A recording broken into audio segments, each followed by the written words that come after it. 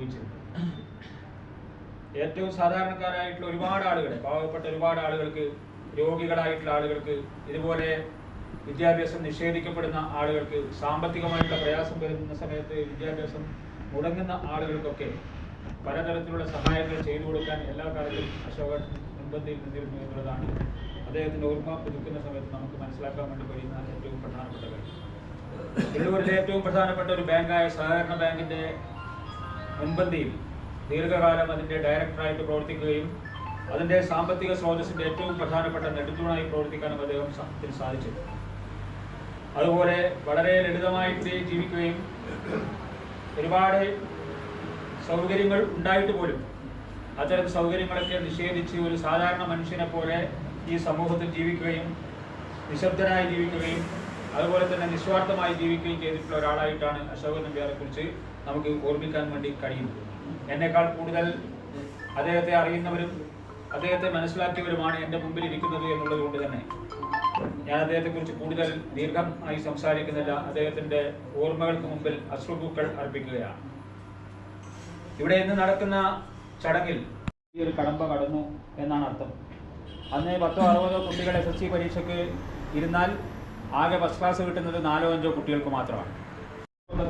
അല്ലെങ്കിൽ നമ്മുടെ ഗ്രാമത്തിൽ മറ്റൊരാളാണ് നമ്മൾ മത്സരിക്കുന്നതെങ്കിൽ ഇന്ന് മത്സര പരീക്ഷകളിൽ അല്ലെങ്കിൽ ഒരു പരീക്ഷയിൽ ഫുൾ A+ നേടിക്കഴിഞ്ഞാൽ എല്ലാം നേടി എന്ന് നമ്മൾ അർത്ഥമാക്കുന്നു. സ്വാഭാവിക തിരഞ്ഞെടുക്കും അല്ലെങ്കിൽ അധ്യാപകർ പറഞ്ഞ സബ്ജക്റ്റാണ് കുട്ടികൾ തിരഞ്ഞെടുക്കുന്നത്.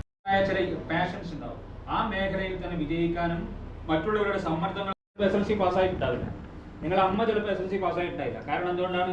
അവർക്ക് SSLC പാസ്സാവാനുള്ള അവസരം ഒന്നില്ലായിരുന്നു.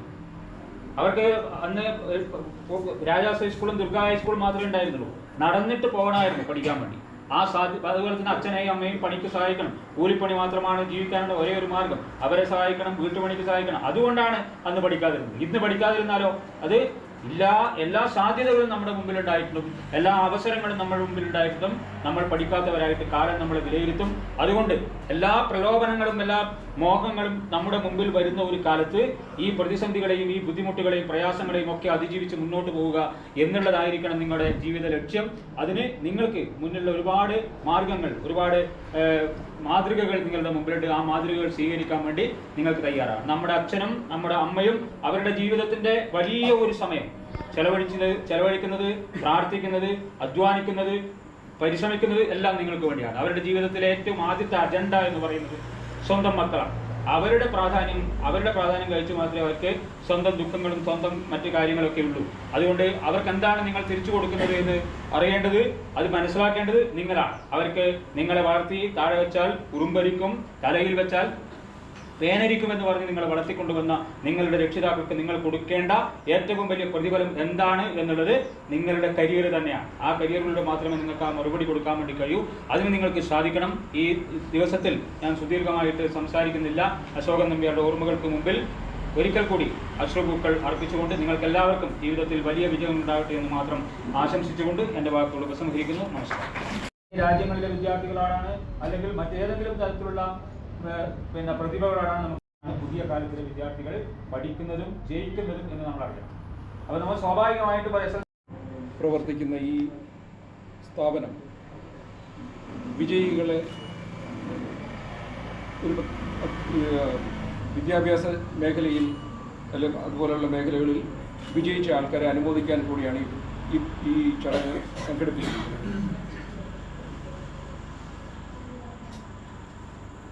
അല്പം മുമ്പ് നമ്മുടെ പ്രിയപ്പെട്ട ശ്രീ കെ അരവിന്ദാക്ഷൻ ഇവിടെ സംസാരിക്കുകയുണ്ടായി. അശോകൻ നമ്പ്യാർ സ്മാരക പ്രഭാഷണത്തിലൂടെ അദ്ദേഹം പറഞ്ഞ കാര്യങ്ങളിൽ അധികമൊന്നും എനിക്ക് കൂട്ടിച്ചേർക്കാനില്ല. ഇതൊരു വായനശാല, ലൈബ്രറി എന്ന് പറയുമ്പോൾ നമ്മൾ കയറി വരുമ്പോൾ ധാരാളം പുസ്തകങ്ങൾ കാണും. ഇവിടെ വിജയിച്ചവരെല്ലാം തന്നെ ഒരുപാട് പുസ്തകങ്ങൾ വായിച്ച് അല്ലെങ്കിൽ ഒരുപക്ഷെ എഴുതി ഒക്കെ മുമ്പോട്ട് പോയിട്ടുള്ളവരായിരിക്കാം, അല്ലെങ്കിൽ ഇനി എഴുതാനുള്ളവരായിരിക്കും. ഇന്ന് ഞാനും നേരത്തെ രവിദാക്ഷൻ സാർ പറഞ്ഞ പോലെ ആ ഒരു തലമുറയിൽപ്പെട്ട, അദ്ദേഹത്തെക്കാളും മൂത്തയാളാണ് ഞാൻ കേട്ടോ, അദ്ദേഹം ചെറുപ്പക്കാരനാണ്. ആ ഒരു തലമുറയിൽപ്പെട്ട ആൾക്കാരൊക്കെ പുസ്തകങ്ങളും തേടിപ്പോവുകയാണ് ലൈബ്രറികളിൽ. ഇന്ന് പുസ്തകങ്ങൾ നമ്മുടെ അടുക്കലേക്ക് വരികയാണ്. ഒരുപക്ഷെ എൻ്റെ മൊബൈൽ ഫോണിൽ ഇന്ന് ഈ ലൈബ്രറിയിലുള്ളതിനേക്കാളും കൂടുതൽ പുസ്തകങ്ങൾ എൻ്റെ മൊബൈൽ ഫോണിൽ. ഇൻ്റർനെറ്റ് തുറന്നാൽ അതിനേക്കാളും വലിയൊരു ലോകം നമ്മുടെ മുമ്പിലേക്ക് എത്തും. അപ്പോൾ നമ്മൾ എന്താണ് വായിക്കേണ്ടത്? ഈ ലൈബ്രറികളുടെ പ്രധാനപ്പെട്ട ഒരു ഉത്തരവാദിത്വം അതാണ്.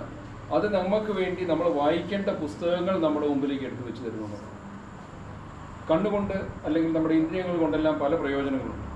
കണ്ണുകൊണ്ട് പ്രധാനമായിട്ടും നമുക്ക് കാണാൻ പറ്റും. കണ്ണ് തുറന്നു പോയാൽ നമ്മൾ കണ്ടുപോകും, അല്ലേ? നമുക്കതിൻ്റെ മേലിൽ പ്രത്യേകിച്ച് നിയന്ത്രണമൊന്നുമില്ല, കണ്ടുപോകും. അതേസമയം നമ്മൾ ചെയ്യുന്ന വേറൊരു പ്രവൃത്തിയാണ് നോക്കുന്നത്. കാണുന്നതും നോക്കുന്നതും തമ്മിൽ വ്യത്യാസമാണ്. നമ്മൾ കാണുന്നു, കുറച്ചുകൂടെ നിയന്ത്രണത്തിൽ നമ്മൾ നോക്കുന്നു. ഇതിനും ഒരു പടി മുകളിലുള്ള ഒരു കാര്യമാണ് നമ്മുടെ വായന. വെറുതെ നോക്കിയാൽ മാത്രം പോരാ, അവിടെ നോക്കി തന്നെ ഇരിക്കണം. നമ്മുടെ ശ്രദ്ധ അത് മാത്രമാകണം. അപ്പോഴാണ് നമ്മളൊരു പുസ്തകം പഠിക്കുന്നത്. നമ്മുടെ വിദ്യാഭ്യാസ സമ്പ്രദായത്തിൽ ഇന്ന് വന്നിരിക്കുന്ന കുഴപ്പം ഇത് തന്നെയാണ്. എന്താണ് വായിക്കേണ്ടത് എന്ന് തിരഞ്ഞെടുത്ത് കൊടുക്കുന്നതിൽ ഈ സിലബസ് ഉണ്ടാക്കുന്നവരുടെ പരാജയമെന്നേ ഞാൻ പറയൂ.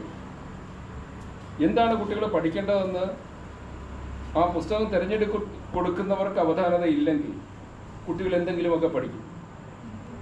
അതുകൊണ്ടാണ് ഇൻ്റർനെറ്റിൻ്റെ ലോകം ഇന്ന് കുറച്ചുകൂടെ നല്ലതാണെന്ന് കുട്ടികൾ പലപ്പോഴും തോന്നിപ്പോകുന്നത്. അധ്യാപകൻ ക്ലാസ്സിൽ ഇരുന്ന് പഠിപ്പിക്കുന്നതിനേക്കാളും കൂടുതൽ അറിവ് കുട്ടിക്കൊരു ഇൻ്റർനെറ്റ് തുറന്നാൽ കിട്ടും. പിന്നെ ഇതിനാണ് കുട്ടി ക്ലാസ്സിലിരിക്കുന്നത്.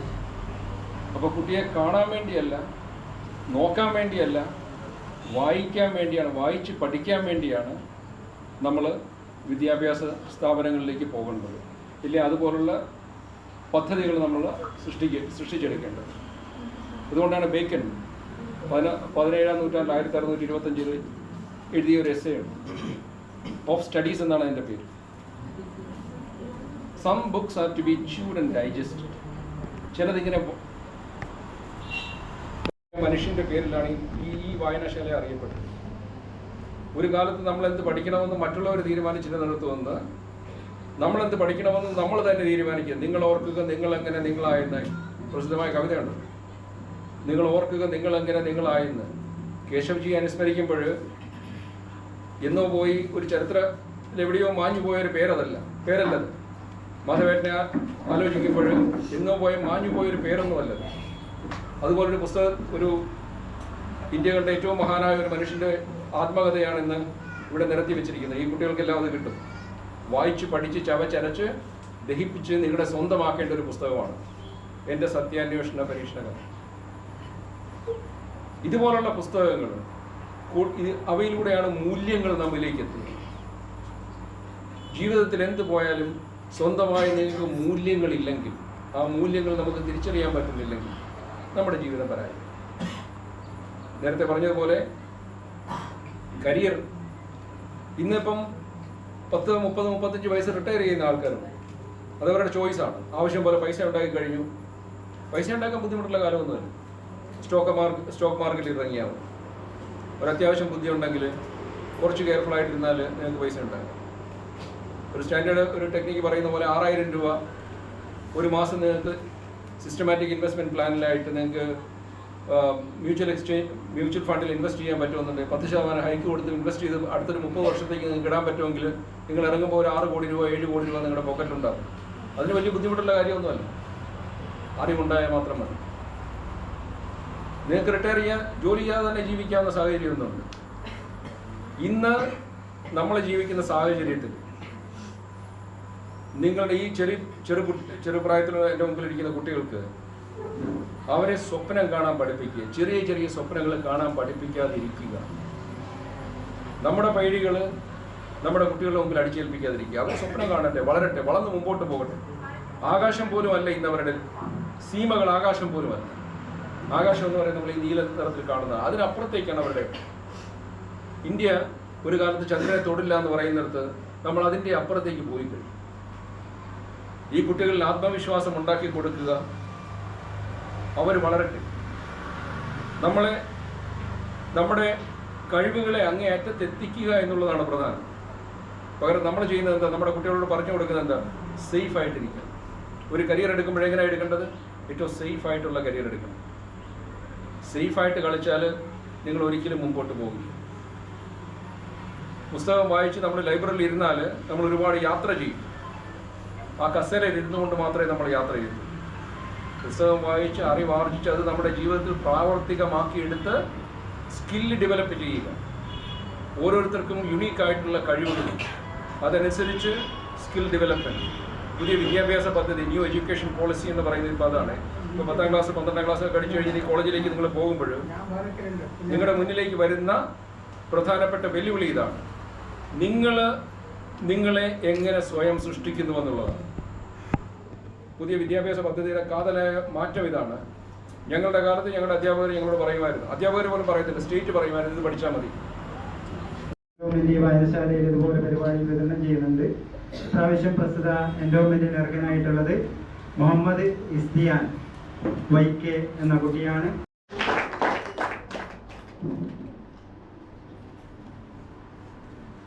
അപ്പോൾ നിങ്ങൾ എന്താണ് പഠിക്കേണ്ടത്? നിങ്ങൾ തീരുമാനിക്കണം. അതിനുള്ള ചോയ്സാണ് നിങ്ങൾ ഉണ്ടാക്കേണ്ടത്. അതിനുവേണ്ടി നിങ്ങൾ ചെയ്യേണ്ടത് പ്രധാനമായിട്ട് ഇതാണ്: ഞാൻ എന്തായി തീരണമെന്ന് നിങ്ങൾ തന്നെ തീരുമാനിക്കുക. ഒരാശയം നിങ്ങളുടെ മനസ്സിലിടുക. ഞാൻ ഇന്നതാകുമെന്ന് നിങ്ങൾ വിശ്വസിക്കുക. അതിനുവേണ്ടി ആത്മാർത്ഥമായിട്ട് പ്രവർത്തിക്കുക. ആ ലക്ഷ്യം മാത്രം മുന്നിൽ കണ്ടുകൊണ്ട് മുന്നോട്ട് പോവുക. മുന്നോട്ട് മാത്രം പോവുക, പിന്നോട്ട് തിരിഞ്ഞു നോക്കാതിരിക്കുക. ഒരു ലക്ഷ്യം കണ്ടാൽ അതിലേക്ക് മാത്രം മുന്നോട്ട് പോവുക. ഇവിടെ ഇരിക്കുന്ന നേതാക്കന്മാർ അവർ ചെറുപ്രായത്തിൽ ഇങ്ങനെ വിചാരിച്ചു കാണില്ല, ഞാൻ ഇന്നൊരു ആശ്രിത പി